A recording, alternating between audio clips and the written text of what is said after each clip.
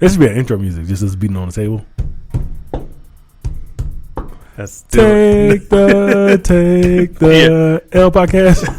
L podcast. Take the lawsuit.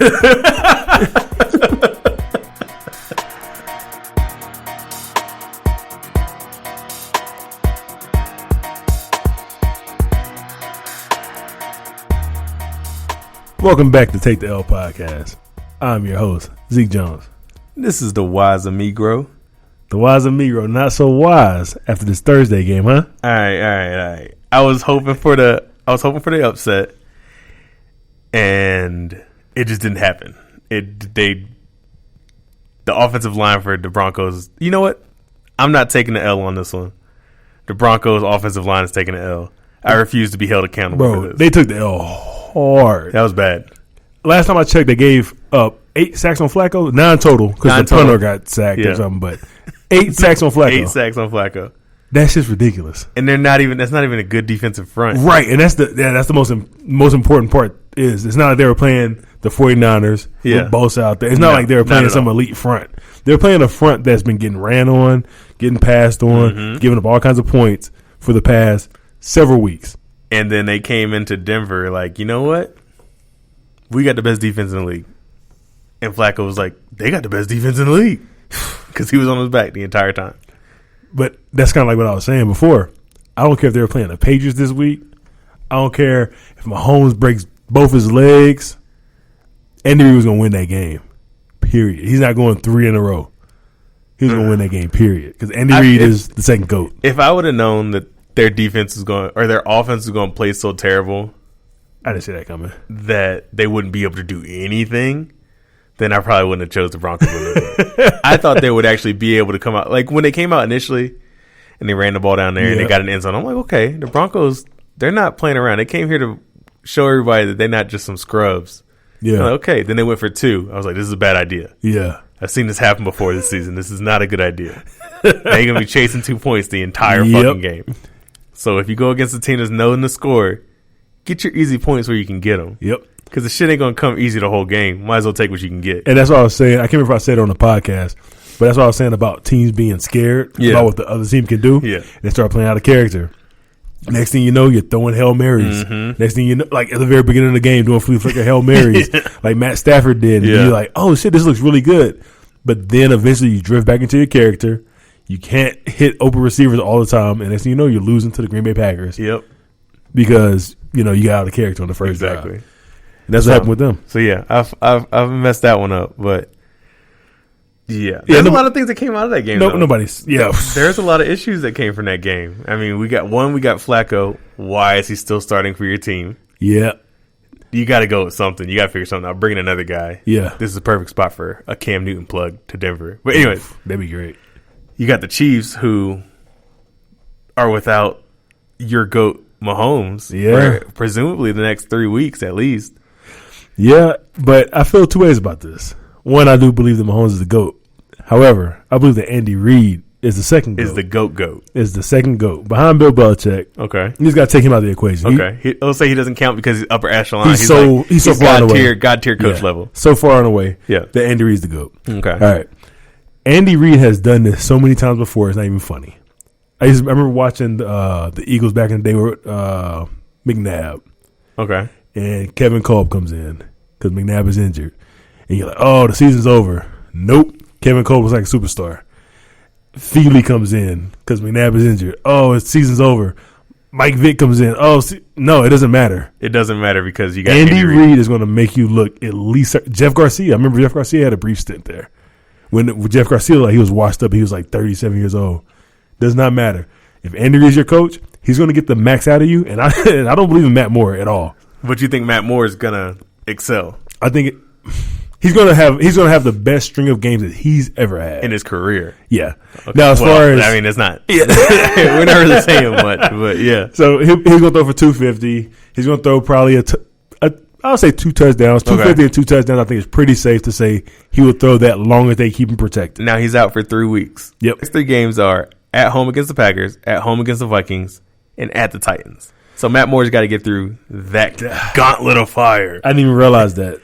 Now, the only thing that makes it pretty decent is that playing in Kansas City is a tough place to play for any team to come to. But goddamn, the Packers and the Vikings. But even the Titans. Titans ain't no slouches when it comes to defense. I guess their defense is pretty well. And if he has to go any longer, then he's got the Chargers and. Yeah, the Chargers are self-imploding, so it's not even nothing to worry about. So he may be fine. He really has to make it through the Packers and Vikings, though. If he can make it through the Packers and Vikings, then we can start thinking, like, maybe, hey, this guy's got a chance to hold down the fort until Mahomes gets back. All right. I think there's a way they can beat the Packers. Okay. I think right now, as they are equipped, there's almost no way that this team that cannot stop the run. And they did last night. There's absolutely no chance they're stopping Dalvin Cook. Dude, there's no fucking way. This dude's going to average like 8 yards a carry. Oh, yeah, easily. Lindsey was out there for the however many yards he got. It wasn't impressive for him, but there was a play last night where I'm like, oh, there's nobody on the team fast enough to catch Lindsey. Lindsey's fast, though. I think he's a 4.3 guy. He probably is, but he's not Dalvin Cook right now. Right. Dalvin Cook got the speed and he can run you over. Yeah. Lindsey ain't run nobody over. No. He ain't pushing no power. He's got to play his elusiveness side. Yeah. There's nobody that can stop Dalvin Cook on the Chiefs defense. Yeah. So to me, they have to win the game before, which is the Packers. They have to beat the Packers, and then the game after. Yes, because to make the Vikings, how do you beat the Vikings? Might be a wash because right now they're okay. Old boy can throw still. Yeah. So and we still got 2 top 10 receivers on our team. Good luck stocking those guys. Yeah. So we'll have to see what happens. But see if Matt Moore can go 2-1. Matt Moore, but you know what? This might make your fucking scalp peel off when I say this. All right, what you got? I don't think that the Chiefs necessarily need Mahomes to win football games. Like football games against the Cardinals? No, football games in general. I think we can take your God tier coach and Andy Reid, and we can take all the pieces of the puzzle that the Chiefs have on offense and throw a quarterback in there and win football games. And you're saying that quarterback is Matt Moore? I'm saying that quarterback could be Flacco. I'm saying that quarterback could be Josh Rosen. I'm saying the quarterback could be anyone because they have the pieces to win football games. If they have a team, the Chiefs showed us last night that they have a team that's capable of beating up a team that's worse than them on the front seven. Okay. So if they can play defense how they played last night, obviously I'm not going to expect 9 sacks every night. But if they can get maybe 3 sacks, and can maybe get a fumble recovery here and there, you're giving your quarterback plenty of opportunity to get touchdowns. I don't think that they necessarily need Mahomes. I think anyone can do this. I think there's almost zero chance that the Chiefs have another game like this tonight. I'm not even talking about this from the sacks. They had Lindsey averaging something like 3 yards a carry. Okay. I'm not sure what Royce Freeman did. They killed Flacco. I think there's zero chance they have another game like this. So it'll never happen again. Yeah, I want to say they barely got 200 yards on offense. Okay. If they even hit that number. But I know going into the final drive they had 198 yards. Okay. So there's zero chance they play this elite again. Now, Andy Reid, like I said at the beginning, Andy Reid has demonstrated that he does not need an elite premier quarterback to win. He just happens to get lucky. He has one right now. Right. That has a dislocated. Can Andy Reid go 10-6 with? I'm trying to figure out what I'm putting this line at. If I'm going like top 10 quarterback, I think he can go 10-6 with any top 10 quarterback. Okay. So now we're going down to like the next 5 quarterbacks. So that puts you like, in my opinion, like in that Dak Prescott level. Yeah, I think he wins with Dak Prescott. Now let's go down to the 15 to 20 range. Now you're in that Andy Dalton range, that real uncomfortable range. Yeah. I still think he wins 10 games. You think he goes 10 games with Dalton? Because you think, realistically, with this defense the way it's composed, like they're not stopping nobody. What they did last night. Last night they did. Okay. But in general, they're not stopping nobody. They're not stopping anybody. Okay. And so you gotta say, hey, Andy Dalton, you gotta put up 40. They may have to play the free agency trade game a little bit just to maybe get some veteran pieces that actually can play defense. Okay. But I feel like what quarterback are you stopping me at? I'm not stopping because you're not saying any quarterback. I'm almost, Matt Moore is literally the definition of any quarterback. He is the definition of any quarterback. He also came to that game with a 20-point lead. He also was fucking in a hoodie watching Kyler Murray throw passes at the beginning of the season. He had no pressure. He came in that game with a 20-point lead. Run game was decent. Like I'm talking about 16 games. He didn't play great, but he was 10-19, 117 yards, a touchdown. I mean, that's not a horrible stat line. 10-19, which makes him a 50% passer. Yes, which is the definition of horrible. Which is the definition of any quarterback in the league. No, that's below any quarterback in the league. So he's 50% passer. Okay. He threw a ball to Tyreek Hill on a drag route that he turned up. From him is a 12-yard pass. Okay. Tyreek took it the rest of the way. That's a lot of what happens for Mahomes as well. No, because Mahomes throws the ball. Will launch the ball. Yeah, he launched it. Yeah, there you go. But I mean, they're still scoring off a 10-yard drag. Let's be realistic. What quarterback are you stopping me at? Like, if you're the owner of the Chiefs and you're like, yo, I'm hiring Andy Reid. I don't want to pay because they're saying this dude may get $40 million next year. Yeah, okay. So I don't want to pay a quarterback $40 million. We're gonna let Patrick Mahomes go. We're gonna trade him and get some assets, some draft picks. They're gonna give us fucking 5 draft picks for him. Easy. All right, cool. What quarterback are you bringing in? Are you bringing the 20th best quarterback? Are you like bringing in Kaepernick and saying like, yo, we're going with Kaepernick? If I'm you trying to go cheap here. I'm trying to be cheap because I know you're going to win 10 games. I know I'm going to win 10 games. I know now that with these assets you just gave me in the form of draft picks, I'm straight. I know that now you just let me have more money because I didn't have to pay Mahomes. I'm chilling. Damn.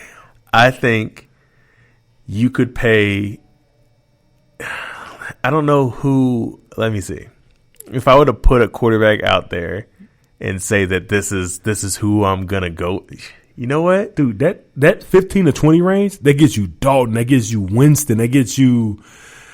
That's like kind of ending off with Mariota. As long as you don't have a quarterback that is susceptible to throwing interceptions nonstop. So I wouldn't give you Jameis. Okay, because he has just a critical flaw. There's a big flaw there. Okay, honestly, I would take Mariota. Mariota? I think Mariota. I think he can make Mariota work. I think he can make that work.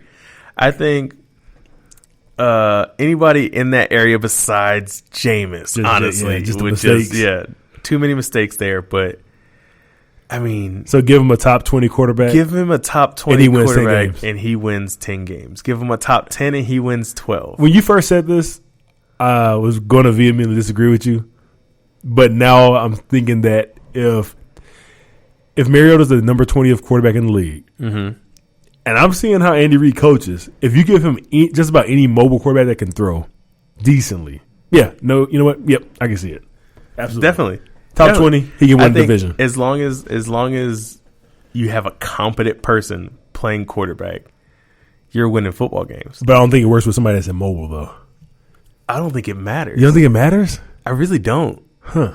Because, I mean, what are you really getting for mobility-wise? I mean, yes, Mahomes is mobile. The reason I think, it's kind of like the whole Cam Newton thing. If you asked me during his MVP year or before, is Cam Newton a top 5 quarterback? I'd be like, sure, he's a top 5 quarterback. Now, if you said, is he a top 5 passer? I say, no, he's probably a top 15 passer. Definitely. Because he just doesn't throw the ball that well. But when he's scoring 15 touchdowns on the ground, you got to account for that somehow. I think that if Mariota was with the Chiefs, you see some of that. You see a lot of him getting rushing touchdowns. You got to account for that shit, and that shit matters. Okay, if we go for the quarterback rankings by you got some rankings by QB rate. Okay, number 30 is Josh Rosen. Oof, I'm taking Josh Rosen, and I haven't seen Josh Rosen in any situation where he wasn't being murdered. Marcus Mariota is 29th. Okay. So now I'm in the very back end of the QBs. Keep going. Josh Allen. Okay. Jared Goff. Mitchell Trubisky. I'm not taking Mitchell Trubisky because I think he might be blind. he might have cataracts. Okay. We need to look into this. Andy Dalton I'm taking. Baker. I feel like he's got a lot of flaws, so he may end up being another Jameis, so I may not take Baker.